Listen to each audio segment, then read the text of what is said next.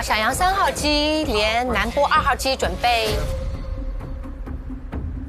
没错，感谢和平老师带来的书展现场观察。那么现在演播室也请到了一位嘉宾，是大家非常熟悉的翻书 App 创始人、首席内容官樊登老师。樊登，大家好。樊登老师您好。你好。刚刚已经跟观众朋友们打过招呼了，因为我们今天都知道我们的主题是上海书展嘛。那么今年的上海书展也是非常的热闹。今年是您第几次来上海书展？这记不清了，因为确实来好多次。总来。因为我们公司在上海。同时又是干阅读这件事儿，所以我们很早就在上海书展上做参展商。今年在我们的展位当中看，我们的翻书 App 的展区其实是设计的非常的这个精巧，好像设计了一个类似于那种家庭书屋的一个概念。对。那今年我们翻书 App 的这个展区是怎么把这一理念落地的呢？我们就希望像那个就是沉浸式的感觉，让大家能够走到里边就想象说，哎，如果我们家是这个样该多好。所以一个家里边其实对孩子影响最大的是氛围，而不是说教。我们嘴里边说的这些话，孩子是不一定会听的，因为人不是听话照做的动物，人是模仿的动物。哇！所以氛围能够给他带来一个模仿的对象啊，所以家里边得有很多书啊。其实现在很多的年轻的家长啊，或者宝爸宝妈呀，其实并没有太久的时间去陪着孩子一起来读书。那我们在家庭当中，就是该如何营造这种阅读、带着孩子阅读的氛围呢？其实不应该陪着孩子读书啊，不应该陪着孩子读。陪孩子读书呢，会影响孩子的专注力。父母能够自己读自己的，然后给孩子准备很多书。好多父母经常会讲说买了书他也不看，实际上买了书不看是个常态。说太对了，对，我们家所有的书大部分我都没看过。买了书不看的情况下，人依然要买书，这就是纸质书存在的理由。你知道为什么吗？因为你买的这本书啊，不是买了这本书的知识，你买的是读这本书的概率。哦，你买呢，它可能就是1%；你不买呢，它就是0%。0和1%的区别，就叫做天壤之别。所以买书啊，不是为了拿过来看，而是增加我们看书的概率。概率，对，这也就是为什么纸质书永远不会被电子书打败的原因。说服我了。你买的书都读了吗？我释然了。释然了。因为我已经摆烂了，因为现在给我寄书的太多，我读不过来。我读书已经非常快了，根本读不过来。其实我冥冥之中是践行着这个，就书在我就很踏实。对对对，好像它已经透过书页已经。或者某一天觉得我随时想读的时候就能拿出来，对吧？那其实我还有一个特别好奇的问题，不知道您有没有这种担心啊？因为我昨天下载了咱们的这个翻书 app 之后呢，也听了几段讲的书。因为现在大家热聊的一个问题就是说 AI 跟我们这个行业，因为如果 AI 真的能完全的就是模仿你我的声音，那您觉得说 AI 讲书人跟像您一样的人类讲书人，它最大的不可替代性在哪？这一段子态特别好。这是他内心真实问题，还是就是讲书人如果靠的只是声音和外形，那分分钟就被替代了。就你靠的如果是思想，那你替代的肯定会慢很多。所以，谁来组织，谁来讲，怎么样去思考，这就变得尤为重要。如果 AI 来做这件事儿，它只是组合，只是组合出来的东西，大家该不懂的还是不懂。在工作当中加入创造性，加入深度的思考。才能够不被 AI 简单的替代，因为 AI 的核心是平均数，但是创造性的东西叫做涌现，这个是来自于我们大脑的神经元里边各种各样的链接，突然之间灵光乍现的说了一句这么样的话，这就是为什么你用 AI 画一幅画，无法替代一个画家画的画是一样的。您看，像就是我们。AI 用多了，肯定会对自己的思考产生一些就是弱化。那在未来 AI 发展的越来越智能之后，那我们还有深度思考和深度阅读的必要吗？您觉得 ？AI 可以用，但是不能太依赖在哪儿呢？有些东西你用 AI 是解决不了的。比如说你在 AI 上你要搜一个东西，有一样东西你是永远都搜不到的，什么东西？在 AI 上永远搜不到的东西是什么？在 AI 上永远都搜不到的东西。他太松弛了，他太过松弛了，他的状态太真实了，太松弛了。感受，不是，当你不知道搜什么的时候。对，没错。作为一个主播，对，没错。真的，当你不知道你要搜什么的时候，你是连问正确的问题都没有的。所以使用 AI 对于人类来讲，其实是一个更大的挑战。谁能够问出更对的问题？谁能够更有创造性的去思考这个问题？最近其实年轻人读书读得越来越少。那我们是听书跟看书这两者之间最大的不同，或者是说哪个更好一点？您觉得？最大的不同当然是感官的不同，一个是用听觉，一个是用视觉。但是这个视觉和听觉之间是可以互相替代的，就人有代偿的能力。你想一个盲人怎么学习？因此，对于我们每一个人来讲，你不用太在意这个信息的输入从哪儿来的，因为你上大学的时候，你也不是自学考的大学，对，你也是听老师讲课考的大学，所以这两个是一样的。我们关键的区别是你读的书是什么。听书带来的最大的好处是，我降低了很多很难的书的门槛。你比如说微积分的书，你一般是不会读的。我也读不懂。量子力学的书你也不会读的。给我们的生活造成麻烦的，永远不是那些我们熟悉的东西，而是我们有很多不熟悉的东西。你今年上大3，对，你的人生刚刚开始。我当年第一份工作就是选秀节目。樊登老师已经进入到自己的状态了。我们那时候还50万年薪呢。我说所有的搞书的嘉宾都好难采访呀。子泰已经听进去了，就是樊登老师有种魔力，沉浸式体验。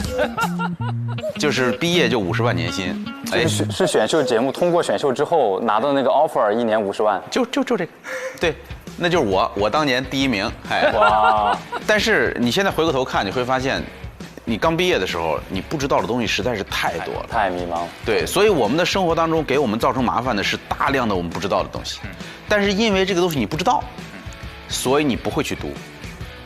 樊登老师，我之前还听过一个观点，说作家创作是探险，然后讲书呢是导游。您看，像当导游，我们去到一个景点之后，肯定导游的责任就是帮我们把这个景点讲清楚、捋顺。那像您这样的讲书人，在看到一本比较晦涩难懂的书的时候，如何去做那个抉择，把书中的精华、把书中的重要的知识点给大家摘出来？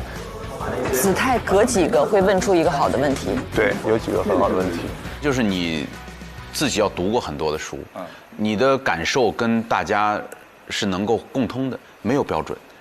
这个个人口味，这个一定是感觉，所以感觉就有艺术的成分。所以我们在讲书的时候，你的艺术的成分就很重要。您说现在年轻人的这个选择，就是人生跟专业无关，人生是充满了不确定性的，然后人生的精彩之处也就在于人生的这种不确定性。然后当人们迷茫的时候，多读一点书可以给我们减缓很多的压力。但我其实可能是因为我读书太少了，就是我其实目前并没有觉得，说读书到底能给我带来哪些特别实质上的效果。好问题，这是一个。樊登老师看了一眼旁边，没跟我说这小子是这风格。子泰不错，活人采访很好，就是很松弛。实质上的效果都是突然发生的，都是突然就一瞬间的。锻炼身体也是一样，老锻炼觉得没什么样，结果突然发现你比别人强壮。人生都是密次变化的，所以密次变化就意味着风物长宜放眼量，不要着急看当下。你要相信读书让你的脑子变得更丰富了，让你获得的工具更多了，经验更多了。再简短问一个问题就好了。好，我也要准备了啊。老师，那我再问您最后一个问题，因为前段时间有一个事儿我特别关注，就是一个叫影视飓风的自媒体的老板叫 Tim， 他去一个荒岛上待了100个小时。如果把您也扔到一个荒岛上，让您只能带1本书上去，您会选择带哪一本？只能带1本书？1本。带1本书，带《论语》吧。我会带《论语》，因为百看不厌，就是你随时翻开任何一句都能看好久。好，谢谢樊登老师，非常荣幸啊，今天能够做客我们的演播室。那么我们今天的访谈其实到这儿就差不多了。这个访谈真的非常别致了，非常别致，在一个新闻节目里。非常感谢樊登老师和子泰给大家带来的这段精彩的访谈。那相信大家也已经对刚才的内容有了非常详细的了解。子泰的访谈做的还是挺不错的，他既有松弛度和活人感，提的问题又有一定的深度，这跟刚开始见到他的时候已经有非常大的进步了。读者作为书展和阅读中的重要一环，他们的体验是非常重要的。那另外围绕着大热的苏超，凤凰出版传媒集团推出了苏超专区。湖南省作为今年书展的主编省，也带了大批满载着浓浓湖湘文化的图书。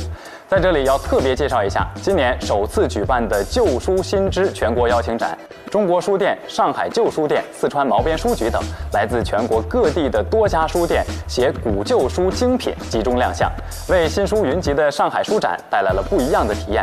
那为什么新书展览要带旧书来呢？又带了多少旧书？读者又有怎样的感受？现在就让我们再来连线正在旧书新知展区的庞征，介绍一下那里的情况，并带来读者观察。哎，你看他那个状态，比刚才那个开头更松了，更放松了。对，你好，庞征。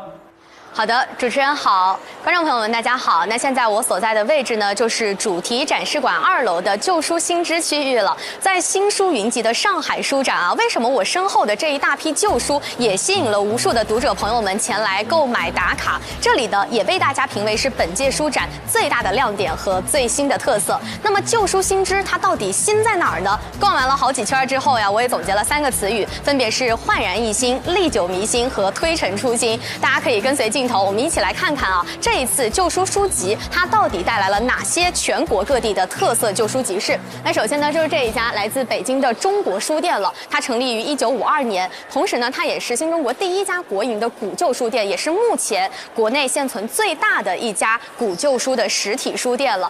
正计时1.04，那1.04啊，那还有10分钟。这趴本来就是14分钟，就给他10分钟的那个，再有10分钟。各地非常有特色的8家古旧书店来到了现场。10分钟现场。所以您在现场。庞征今天是连续的长时间现场连线，无论是基本的表达能力，对现场时间的把控，这对新闻主播的各项能力都会有一个综合的考核。那在和读者朋友们聊天的过程当中呢，我也发现一个很有意思的事情，在前几年的旧书集市的这个活动当中啊，其实整个上海书展只有1家点位，位于我们的东莞2层楼，叫做淘书乐。但是在今年呢，这次是首次邀请了全国各地非常有特色的8家古旧书店，所以您在现场呢是能感受到来自全国各地的不同特色的一些古旧图书。庞征的现场连线能力我是不用担心的，除了语言表达能力，庞征还有很强的新闻捕捉能力。他们的古籍修复技艺，在2008年的时候就已经被列入了国家级的非物质文化遗产项目，而且他的讲解都很有细节，很生动，很有趣。这个毛边书啊，我之前发现它其实就是页与页之间，它不会把它裁断，然后页与页之间它是片页相连的。为什么当时要做成这样的一种设计？对，这是一直我的问题。现在好多新书会专门出一部分这种。对，我一直有好奇为什么要这样。这种装帧方式呢，起源于法国，这个盛行于欧洲，是由鲁迅先生50年代之后呢传回我们的中国。那这个毛边书呢，不是所有的书都能做成毛边书，它必须是具有这个阅读价值和收藏价值，才会做成毛边。大家不会感觉很冗长，都会兴致勃勃地看完。能不能再跟我们的这个现场的我们看看新闻的朋友们用四川话打一句招呼？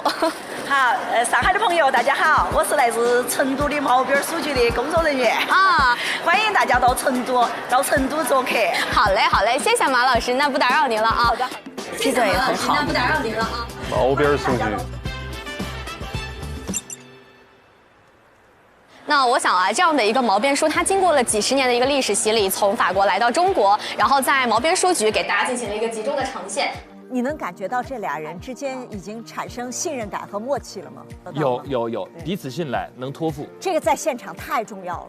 1分多钟啊，可能好。你说一共来的古籍吗？一共古籍我们带了20多套，但是古籍可能对于大众消费者还是有一定的不懂，然后也可能差不多了啊，各位啊，就让它正常结束吧，不拦着。好的，然后小糖马，这个东西还做得挺好。希望大家以后来西安来旅游。好嘞，好嘞，谢谢您啊，非常感谢。那我们刚刚可以看到啊，其实在现场我们足足是有8家来自全国各地不同特色的，包括他们带着自己不同的一些珍藏还有古旧书来到了我们今天的这个活动现场。那旧书新知呢，让旧书找到新知己这样的一个活动，我觉得也非常值得市民朋友们可以来我们的现场进行打卡。因为电子书它可能代表的是时代的效率，但是纸质的书籍它可能代表的是阅读的温度，大家可以在一本旧书上去共享不同的阅读记忆和阅读心跳。准备，那这边就是现场的情况，主持人。好的，非常感谢庞征为我们发来现场的最新资讯。庞征最后一段表述太厉害了。谢谢，当，走，当，我去你的那个地方。书展呢是读者享受阅读的平台，也是作家展示的舞台。本届书展聚集了中外作家、译者、学者约有300位，既有阿来、杨红樱、马伯庸、徐则臣、葛剑雄、孙甘露等著名作家、学者，也有上海国际文学周的30位外国知名作家。其中，茅盾文学奖得主阿来在本届书展开展了3场活动，每场都是人气爆棚。我们的记者也采访到了阿来老师，下面就让我们来看看阿来老师如何看待上海书展，看待写书、读书这件事儿的。走，因为我是上海书展的老客人了，每2、3年都会来一次。这个很厉害。大家吃饭。采访的阿来是他们自己在那等来的，逮的哦，不错不错。那你们2个明天大概准备干嘛？明天我们要去采访，就是您说的那个大咖阿来，尘埃落定的阿来老师吗？在求他，但他因为今天、明天、后天行程都已经排满了，所以我明天就在他的2个活动之间，看能不能见缝插针的见一面10分钟。带着一丝疲惫，带着一丝劳累。需要签售的朋友按前方请到舞台的右侧排队。他至少要前40分钟。哎呀，慢慢等吧，这个队伍根本排不完的。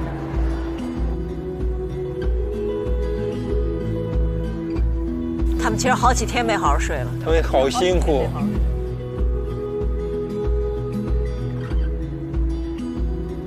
赶紧上，赶紧快！没人了哈，没了。签售的最后。阿来老师，哎，那个，您好，您好，老师，来吧。你们前面领一下。对，好的，老师在这边。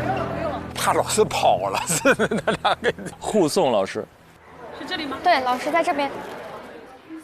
真的抢到了！哇，好厉害！好的。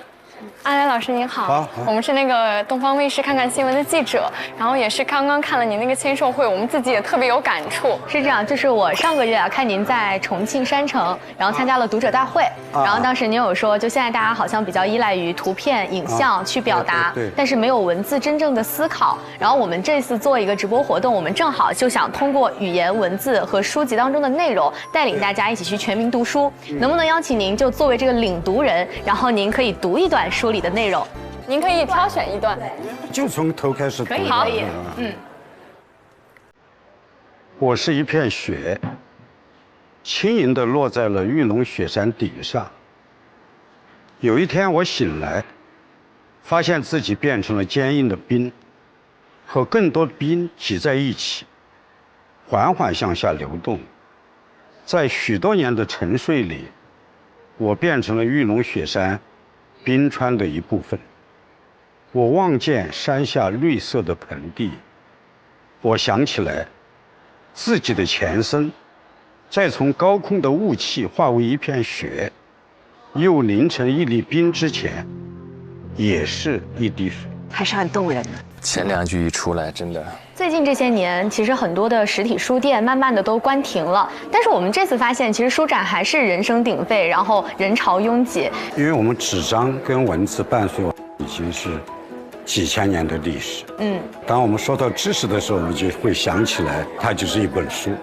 其实它往电子媒体转移，我觉得也是一个很正常的。我们之前没有纸啊，我们是把它刻在木头上，刻在竹片上。所以那个时候恐怕也有人不适应，说怎么不是竹简了，对不对？重要是它的，我们在读好的内容。阿来老师他获得过茅盾文学奖和鲁迅文学奖，我们能采访到他，对于书展直播来讲真的很天才。